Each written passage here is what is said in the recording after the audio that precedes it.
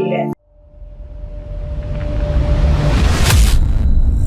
जोधपुर प्रवास पर पहुंचे कैबिनेट मंत्री जोगाराम पटेल ने सर्किट हाउस में मीडिया से बात करते हुए प्रधानमंत्री नरेंद्र मोदी के आगामी दौरे को ऐतिहासिक बताया। उन्होंने कहा कि 21 अप्रैल 2026 को बालोतरा जिले के पचपदरा में होने वाला एक रिफाइनरी उद्घाटन राजस्थान के विकास की दिशा में बदल होगा। मंत्री जोगाराम पटेल ने कहा कि पचपदरा में बनने वाली यह रिफाइनरी सिर्फ एक औद्योगिक परियोजना नहीं बल्कि पश्चिमी राजस्थान के भविष्य को संवारने वाला मील का पत्थर साबित होगा। उन्होंने बताया कि यह देश की सबसे आधुनिक रिफाइनरी में से एक होगी और इसके जुलाई तक कमर्शियल प्रोजेक्ट शुरू होने की संभावना है। उन्होंने कहा कि इस रिफाइनरी से देश को करीब 21,000 करोड़ रुपए का सालाना राजस्व मिलने की संभावना है। वहीं राजस्थान को 4 से 5 हजार करोड़ रुपए का लाभ होगा। साथ ही हजारों युवाओं को रोजगार मिलेगा और बायो प्रोजेक्ट आधारित उद्योगों के विस्तार से पूरे क्षेत्र की अर्थव्यवस्था मजबूत होगी। मंत्री ने आमजन से अपील करते हुए कहा कि 21 अप्रैल को प्रधानमंत्री नरेंद्र मोदी की जनसभा में अधिक से अधिक संख्या में पहुंचकर इस ऐतिहासिक क्षण का हिस्सा बने।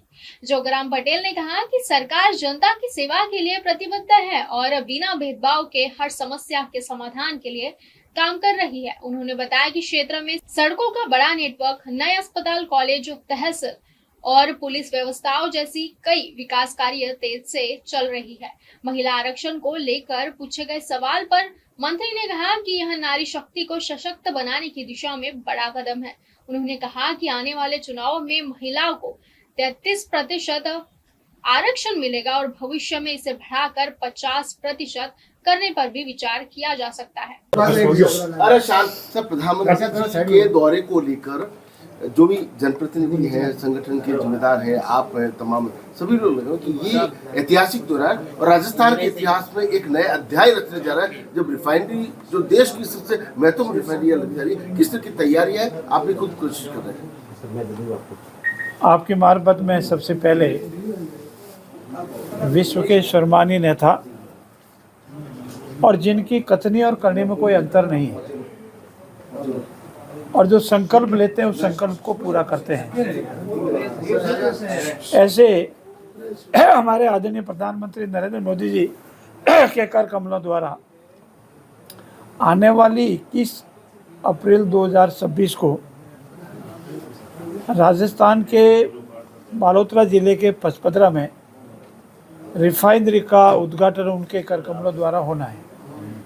ये रिफाइनरी मात्र एक रिफाइनरी नहीं है, यह एक फैक्ट्री नहीं है, ये पश्चिमी भारत और राजस्थान का भविष्य बदलने की मील का स्टोन साबित होगा। इस रिफाइनरी से न केवल हमारी आर्थिक सुदृढ़ता बढ़ेगी, हमारी जीडीपी बढ़ेगी, बल्कि विश्व स्तरीय हमारा महत्व भी बढ़ेगा। हमारे जो बेरोजगार नौजवान भाई बहन हैं उनको रोजगार मिलेगा। अनेक तरह के बायो प्रोडक्ट से जो व्यापार बढ़ेगा, जो औद्योगिक क्षेत्र बढ़ेगा, उससे आने वाला पश्चिमी राजस्थान और पश्चिमी भारत का भविष्य बदल जाए। आज आप पचपदरा से लगा करके जोधपुर तक और पचपदरा से लगा कर बाड़मेर तक और उधर सिवाना या जालोर तक का जो परिदृश्य देखते हैं, आने वाले 10 या 15 वर्षों के बाद ये परिदृश्य पूर्ण रूप से बदला हुआ लगेगा।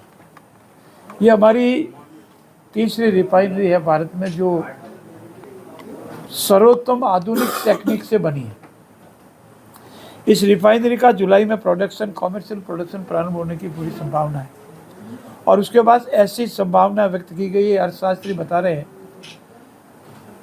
कि भारत को करीब 21,000 करोड़ रुपए का सालाना रेवेन्यू प्राप्त होगा, राजस्थान को 4,000 से 5,000 करोड़ का सालाना रेवेन्यू प्राप्त होगा और ये जीडीपी बढ़ाने में बहुत बड़ा काम करता है। रोजगार को लेकर के, हमारी जीडीपी को लेकर के, हमारे आर्थिक महत्व को लेकर के, हमारे क्षेत्र को विकास को लेकर के और बायो प्रोडक्ट की जितनी इंडस्ट्रीज लगेगी उसमें रोजगार मिलेगा, वो अलग है।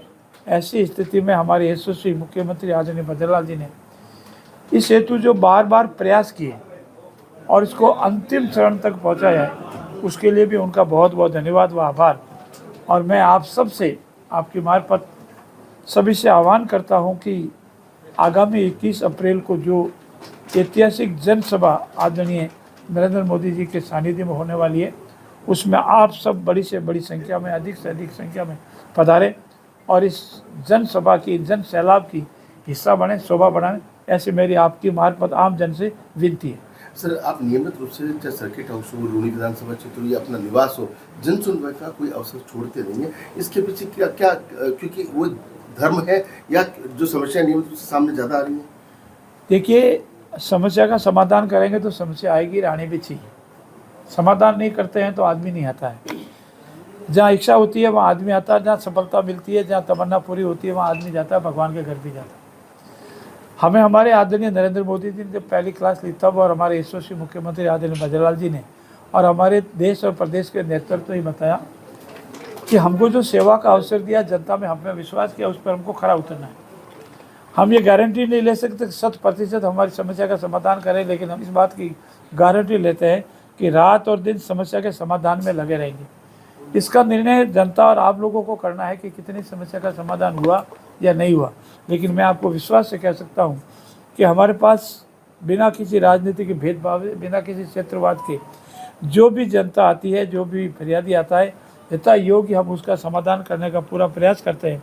और मैं विश्वास के साथ आपको कह सकता हूँ कि वर्तमान में लूनी क्षेत्र में जो विकास के कार्य चल रहे हैं, चाहे 500 किलोमीटर की रोड का नेटवर्क का काम चल रहा हो, चाहे हमारे 2 बड़े बड़े हॉस्पिटल, एक सैटेलाइट और ट्रॉमा सेंटर हो, 3 हमारे महाविद्यालय हो, एक हमारी तहसील और उप तहसील हो, एक हमारे DYSP और एक दवा में पुलिस थाना हो, कोई भी क्षेत्र ले लें आप, सभी क्षेत्रों में ऐतिहासिक विकास के कार्य हो रहे हैं।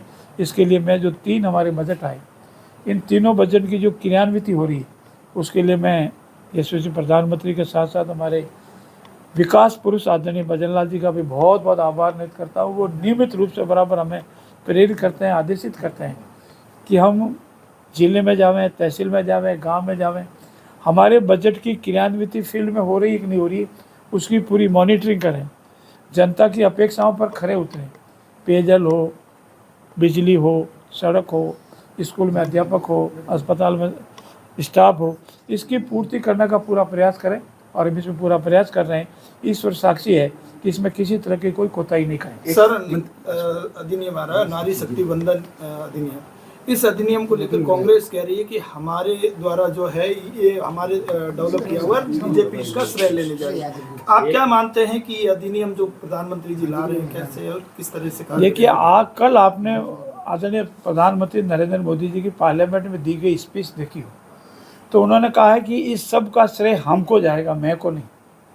उन्होंने प्रारंभ से बार बार जोर देकर कहा ये हमको है और इसका श्रेय लें। उन्होंने ये कहा कि अगर इसकी खिलाफत करोगे तो मुझे नुकसान नहीं है। ये किसी के ऊपर दिया हुआ आसान नहीं है, ये आदि शक्ति, नारी शक्ति के हक का प्रश्न है और कांग्रेस ने इसको लंबे समय तक अटकाए रखे। कोई भी कारण रहा होगा, राजनीतिक कारण रहा होगा, मनस्थिति नहीं रही होगी या और कोई कारण रहा होगा, लेकिन मोदी जी का जो संकल्प है कि आदि नारी शक्ति को उसको अधिकार मिले, जनप्रतिनिधियों को उसका अधिकार मिले, जैसा प्रतिनिधित्व राजस्थान पंचायत राज में भाजपा सरकार ने महिलाओं को दिया था आरक्षण का, वैसा ही लाभ हमारी इनको मिले। देखिए, ये नारी वंदन अधिनियम पहले ही पारित हो चुका है, अब इसमें एक संशोधन हो रहा है। पूर्व में अधिनियम में प्रावधान है कि 2029 की जनगणना के उपरांत ये प्रावधान लागू होंगे। अब इसमें ये प्रावधान किया जा रहा है कि नहीं, 2011 की जनगणना के आधार पर ज्यों ही ये एक्ट लागू होगा, त्यों ही ये संशोधन लागू होगा, त्यों ये अधिनियम प्रभाव में आ जाएगा। इसीलिए ये अधिनियम संशोधन का जो प्रावधान लागू होगा, पार्लियामेंट द्वारा पारित किया जाएगा, तुरंत प्रभाव से लागू हो जाएगा। मुझे विश्वास है कि आने वाला 2027 के बाद जितने भी इलेक्शन होंगे उन सब में महिलाओं को 33% आरक्षण मिलेगा, उसी अनुसार ये अधिनियम पारित होगा। सर, आपको नहीं लगता कि 33% की जगह महिलाओं को 50% दिया जाना चाहिए? क्योंकि महिलाएं पुरुष से कंधा मिलाकर काम कर रही है, चांद पर जा रही है, हर जगह महिलाएं साथ दे रही है, तो क्या ये बिल्कुल सही है कि नारी शक्ति आज हर क्षेत्र में आगे बढ़ रही है और उसी से हमारे हिंदुस्तान का विकास हो रहा है। पर कहीं न कहीं प्रारंभ होता है, प्रारंभ के बाद उसमें और अच्छे पे पहुँचते हैं, क्योंकि प्रारंभ में 33% है और जरूरत पड़ेगी तो इसमें 50% करने में भी कोई अतिशयोक्ति नहीं होगी। मंत्री जी, जोधपुर से अंकित पुरोहित की रिपोर्ट। फिलहाल वक्त तो चला एक छोटे से ब्रेक का, मिलते हैं हम ब्रेक के बाद। आप देख रहे हैं MNS न्यूज, सच